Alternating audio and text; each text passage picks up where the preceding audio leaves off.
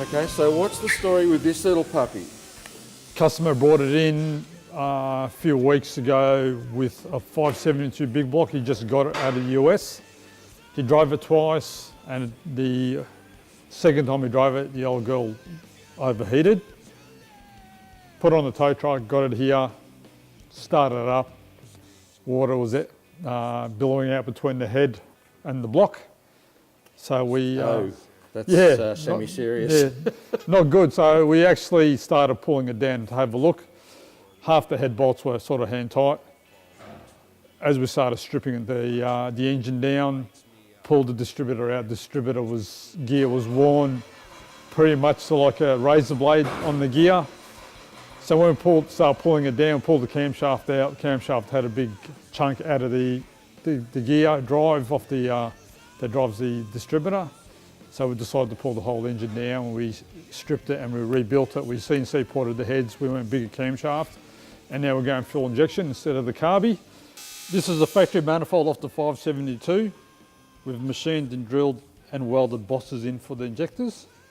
We've modified the main top plate because usually they're a Holy stud pattern. So we went to a Dominator style throttle body, and that's a 2000 CFM throttle body. So we've actually modified it, made the opening bigger so to accommodate the big throttle body. So hopefully we're going to send it off to get sandblasted and get it coated so it looks nice as well. We should have the new heart back from the machine shop soon, and then we'll have some progress on that, get that back in the hole. Okay, so this is back together now. We've got the Chevelle. What year is it again? 1970 Chevelle. Okay, and the last time we saw this, it was without a top end on the motor. That's right. So we finalised customising the inlet manifold to suit EFI. So we've put EFI injector bosses into the manifold, to the factory manifold, and we made up some fuel rails for it, and then we modified the flange from a Holy to a Dominator pattern for the throttle body. So we've put a 2000 CFM throttle on it, 4-barrel, and we ending up putting a new radiator and water pump on it, and then we've set up now the coils and the injection system. So out of the box, these things generate what? 620 horsepower out of the box. Oh, okay, cool. Yeah. Excellent. So we've gone to a little bit more we've gone bigger camshaft, and we've CNC ported the heads. So it'll be interesting to see what our figures have come up with. Okay, and now we're off to the dyno, yeah? We're off to the dyno, all right, and cool. hopefully we'll be back this afternoon to see our figures. Excellent.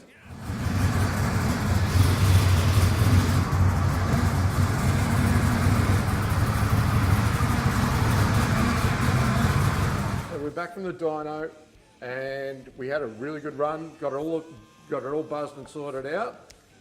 So what were the numbers in the end? At the end, we got 360 kilowatts at the wheels. Discrepancies from the rollers, your converter, the normal dyno variables. Yeah. But still, it's for a street car, it's still a tie fire. Oh, it's the torque is the biggest factor. Yeah. So what sort of torque numbers? We made 11,300 newton meters of tractive effort at the wheels. Wow. So that's sort of like supercharged, turbocharged territory. Yeah, absolutely. And for an engine that's normally carbureted, what's the advantage of going EFI on this one? Look, fuel consumption, drivability, and then with the carburetor, it just makes it hard to draw the fuel into the engine because there's no vacuum. Yeah. But with EFI, it's injected straight away into the runners, so there's no problems with bigger camshafts. Yeah, and you also, the ECU's being fed a bunch of information that a carby wouldn't normally be fed. Definitely not. Air intake temps, coolant temps, your throttle position, your map, your vacuum, all that sort of stuff goes into the computer, and the computer calculates how much fuel it needs, how much timing it needs, etc., and it works out really well. So, excellent. All right, let's have a look underneath the car and tell me what you've been up to underneath here. We've rejigged the rear part of the exhaust system.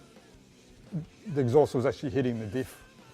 So not optimal. No, definitely not. So, and we actually rejigged it because we needed to pull the fuel tank out, and the fuel the exhaust pipe was going under the fuel tank, so we couldn't get the tank out without pulling the rear end out. Yeah, it's not Rear end exactly of the exhaust. serviceable. Yeah. So we've just redid all that. So and we redone all the exhaust hangers as well. They were all broken, and it was like one rubber on each side to carry a big twin 3-inch exhaust system. So that worked out well. I mean, sort of killed two birds with one stone. Yeah. So apart from being reliable, it's now a good driver, and all we've got to do is make sure that the rubber stays on the road. Well, yeah, pretty unlikely though. That's all right.